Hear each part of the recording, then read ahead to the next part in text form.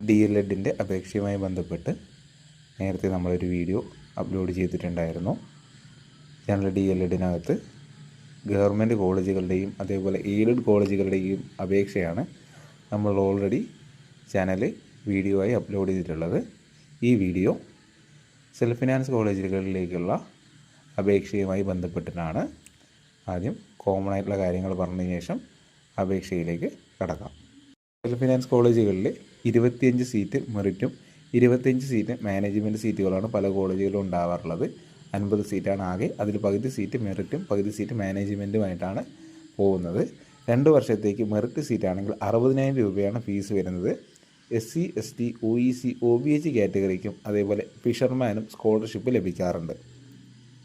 അപേക്ഷ സമർപ്പിക്കുമ്പോൾ നമ്മൾ 100 രൂപയുടെ DD നമ്മൾ ഏത് ജില്ലയിലേക്കാണോ അപേക്ഷ അയക്കുന്നത് ആ ജില്ലയുടെ വിദ്യാഭ്യാസ ഉപഡയറക്ടറുടെ പേരിൽ നമ്മൾ ബാങ്കുകളിൽ ഏതെങ്കിലും നാഷണലൈസ്ഡ് ബാങ്കുകളിലോ അല്ലെങ്കിൽ പ്രൈവറ്റ് ബാങ്കുകളിലോ പോയിട്ട് നമുക്ക് ഡിമാൻഡ് ഡ്രാഫ്റ്റ് എടുക്കാം. അത് നിങ്ങൾക്ക് ബാങ്കുകളിൽ ചെന്ന് കഴിഞ്ഞാൽ അതിന് കൃത്യമായ ഫോം തരും. അത് പൂരിപ്പിച്ചിട്ട് നമ്മൾ ഏത് ജില്ലയിലേക്കാണോ അപേക്ഷ അയക്കാൻ ആഗ്രഹിക്കുന്നത് ആ ജില്ലയുടെ വിദ്യാഭ്യാസ ഉപഡയറക്ടറുടെ പേരിൽ ക്ലോസ് ചെയ്ത് ഡിമാൻഡ് ഡ്രാഫ്റ്റ് എടുക്കുക. അതിൻ്റെ ഒറിജിനൽ നമ്മൾ ഈ അപേക്ഷയുടെ കൂടെ കൃത്യമായിട്ട് അറ്റാച്ച് ചെയ്തിട്ടുണ്ടാവണം.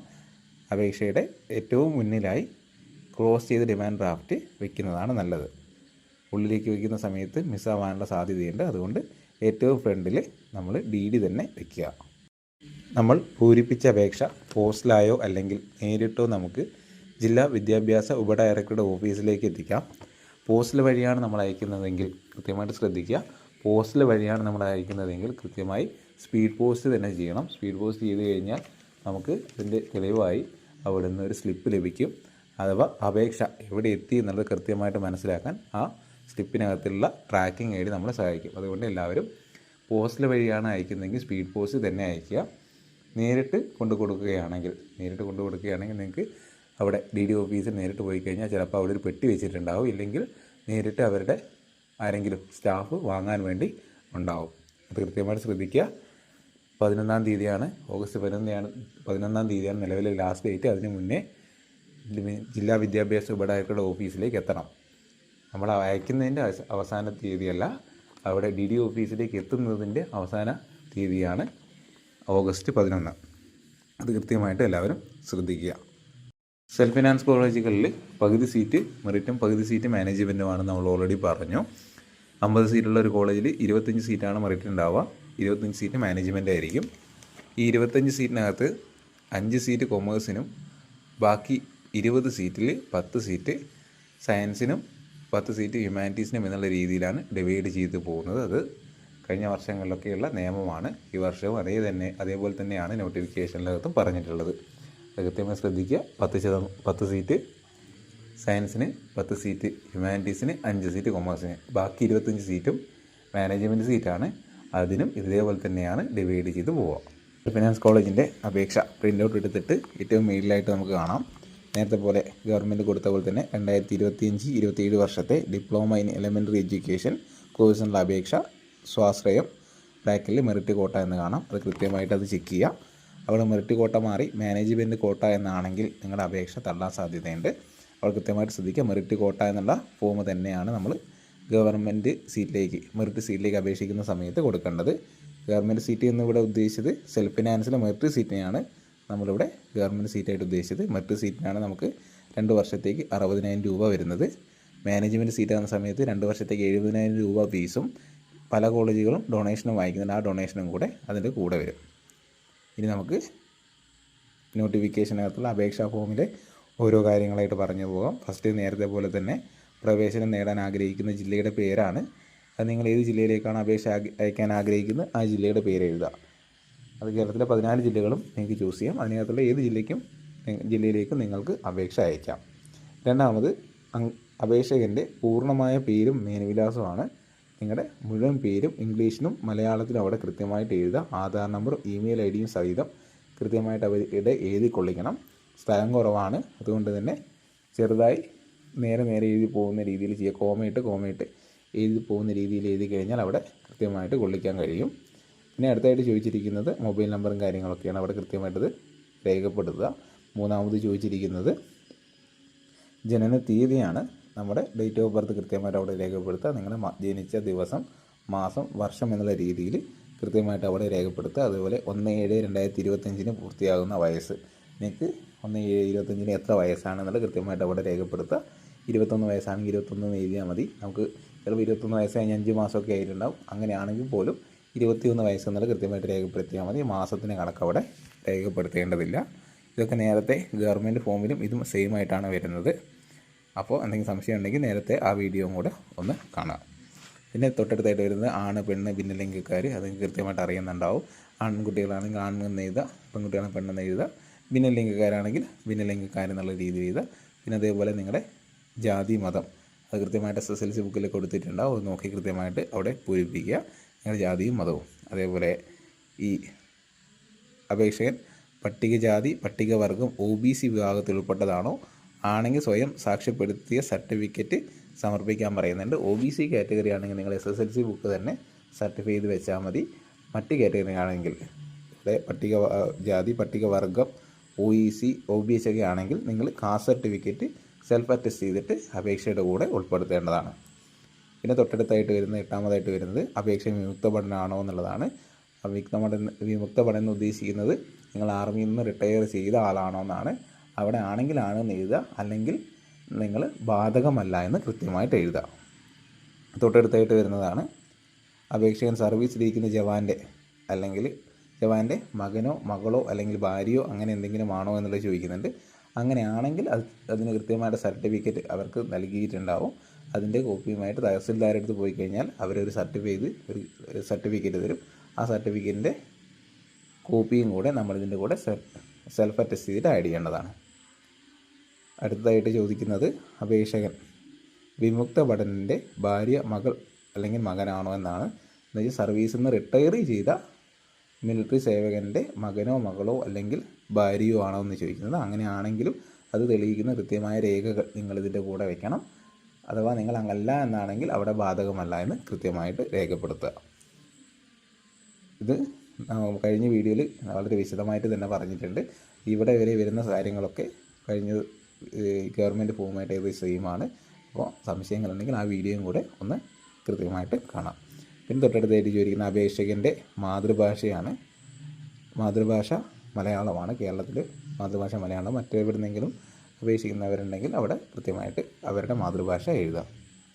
അപേക്ഷകൻ സാമ്പത്തികമായി പിന്നോക്കം നിൽക്കുന്ന മുന്നോക്ക വിഭാഗത്തിൽപ്പെടുന്നതാണോ. ഇത് ജനറൽ കാറ്റഗറിയുമായിട്ട് ബന്ധപ്പെട്ട കാര്യമാണ്.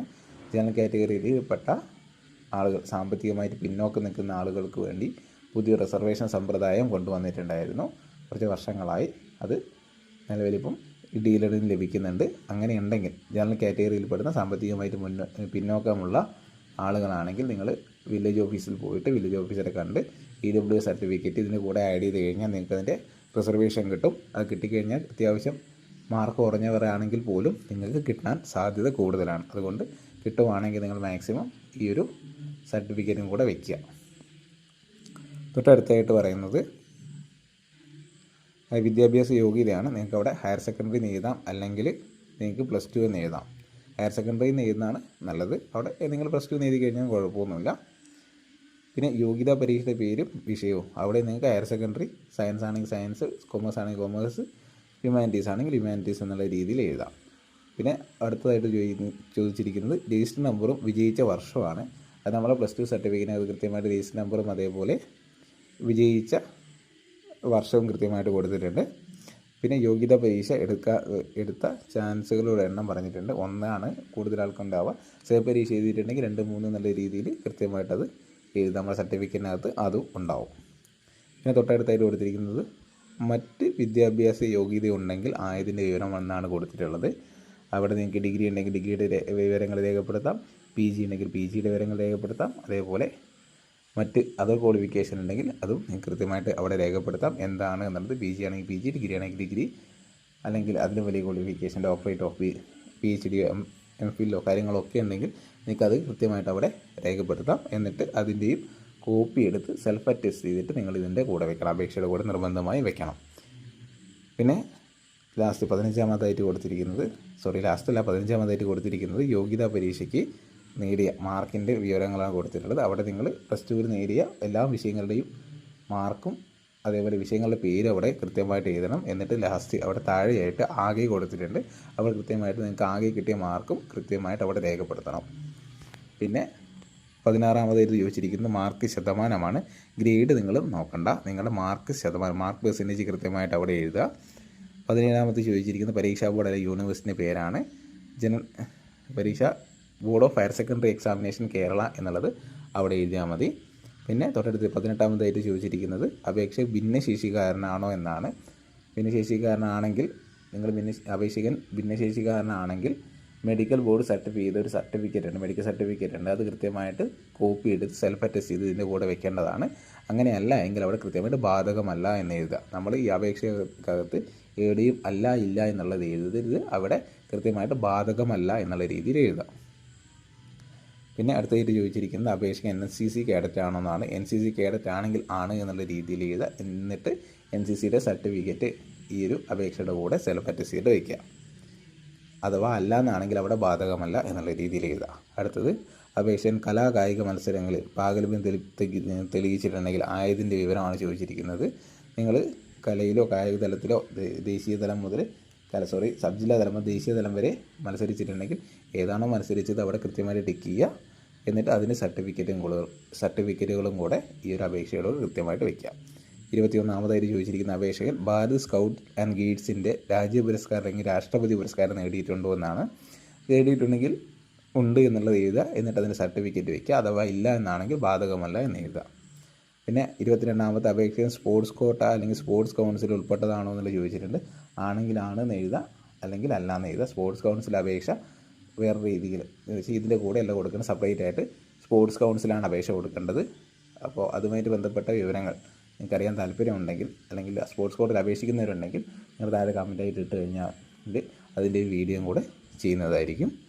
പിന്നെ തൊട്ടടുത്തതായിട്ട് ചോദിക്കുന്നത് അപേക്ഷക NSS NCC വോളണ്ടിയർ ആണെങ്കിൽ ആ വിവരം രേഖപ്പെടുത്തണം. NSSലോ അല്ലെങ്കിൽ NCCയിലോ പങ്കെടുത്തിട്ടുണ്ടെങ്കിൽ നിങ്ങൾക്ക് അവിടെ വോളണ്ടിയർ അല്ലെങ്കിൽ ആണ് എന്നുള്ള രീതിയിൽ രേഖപ്പെടുത്താം. അതിൻ്റെ സർട്ടിഫിക്കറ്റും കൃത്യമായിട്ട് സെൽഫ് അറ്റസ്റ്റ് ചെയ്ത് ഇതിൻ്റെ കൂടെ ഉൾപ്പെടുത്തേണ്ടതാണ്. പിന്നെ 24-ാമതായിട്ട് കൊടുത്തിരിക്കുന്നത് അപേക്ഷാ ഫീസ് സംബന്ധിച്ച വിവരങ്ങളാണ്. നമ്മൾ അപേക്ഷാ ഫീസായിട്ട് സെൽഫ് ഫിനാൻസിൽ അപേക്ഷാ ഫീസായിട്ട് നമ്മൾ 100 രൂപയുടെ ക്രോസ് ചെയ്ത് ഡിമാൻഡ് ഡ്രാഫ്റ്റാണ് വെക്കുന്നതെന്ന് മുന്നേ തന്നെ പറഞ്ഞു. ആ ക്രോസ് ചെയ്ത ഡിമാൻഡ് ഡ്രാഫ്റ്റ് നമ്പർ ഉണ്ടാവും. അത് ഏറ്റവും താഴെ ഭാഗത്തായിട്ട് കിടക്കുന്ന വലിയ നീണ്ട ഒരു 18 അക്ക നമ്പറാണെന്ന് തോന്നുന്നു, 18 അക്കമാണെന്ന് തോന്നുന്നു. ആ ഒരു നീണ്ട നമ്പറാണ് ഡിമാൻഡ് ഡ്രാഫ്റ്റ് നമ്പർ. തീയതി കൃത്യമായിട്ട് നമുക്ക് നേരെ ഏറ്റവും മേളിൽ വലത് വശത്തായിട്ടോ അല്ലെങ്കിൽ ഇടത് വശത്തായിട്ടോ കാണാം. ബാങ്കിൻ്റെ പേര് നമുക്ക് കൃത്യമായിട്ട് എന്തായാലും നമുക്ക് അറിയായിരിക്കും. കാരണം നമ്മൾ ഏത് ബാങ്കിലാണ് പോകുന്നത് അതാണ് ആ ബാങ്കിൻ്റെ പേര്. അല്ലെങ്കിൽ നമ്മൾ സ്ലിപ്പിനകത്ത് കൃത്യമായിട്ട് അത് കൊടുത്തിട്ടുണ്ടാവും. അത് കൃത്യമായിട്ട് ആ രേഖ അവിടെ എഴുതുക, കൃത്യമായിട്ട് അവിടെ എഴുതി ചേർക്കുക. അതേപോലെ SC ST കാറ്റഗറിക്ക് ഈ ഫീസ് അടയ്ക്കേണ്ടതില്ല, അവർ അവിടെ ബാധകമല്ല. SC കാറ്റഗറി അല്ലെങ്കിൽ ST കാറ്റഗറി എന്ന് എഴുതിയാൽ മതി. ഇനി 25-ാമതായിട്ട് കൊടുത്തിരിക്കുന്ന പ്രവേശനം നേടാൻ ആഗ്രഹിക്കുന്ന സ്ഥാപനങ്ങളുടെ പേര് മുൻഗണനാ ക്രമത്തിൽ എഴുതാൻ പറഞ്ഞിട്ടുണ്ട്. അപ്പോൾ നിങ്ങൾക്ക് എഴുതി കൊള്ളിക്കാൻ കുറച്ച് ബുദ്ധിമുട്ടായിരിക്കും. കാരണം എന്ന് പറഞ്ഞു കഴിഞ്ഞാൽ 10-20 കോളേജുകളൊക്കെ വരുന്ന ജില്ലകളുണ്ട്. അവിടെ എഴുതി അത്രയും കൊള്ളിക്കുക എന്ന് പറഞ്ഞാൽ ബുദ്ധിമുട്ടാണ്. അപ്പം പരമാവധി നിങ്ങൾ എഴുതാൻ പറ്റുന്ന 5-6 കോളേജുകളുടെ പേര് എഴുതുക. അവിടെ എഴുതി കൊള്ളിക്കാൻ പറ്റാത്തത് കൊണ്ടാണെന്നുള്ള രീതിയിൽ നിങ്ങൾ എല്ലാ കോളേജുകളിലേക്കും അവർ കൃത്യമായിട്ട് പരിഗണിക്കും. അവിടെ എഴുതാൻ പറ്റുന്നതിന് മാക്സിമം നിങ്ങൾക്ക് അവിടെ എഴുതി ചേർക്കാവുന്നതാണ്.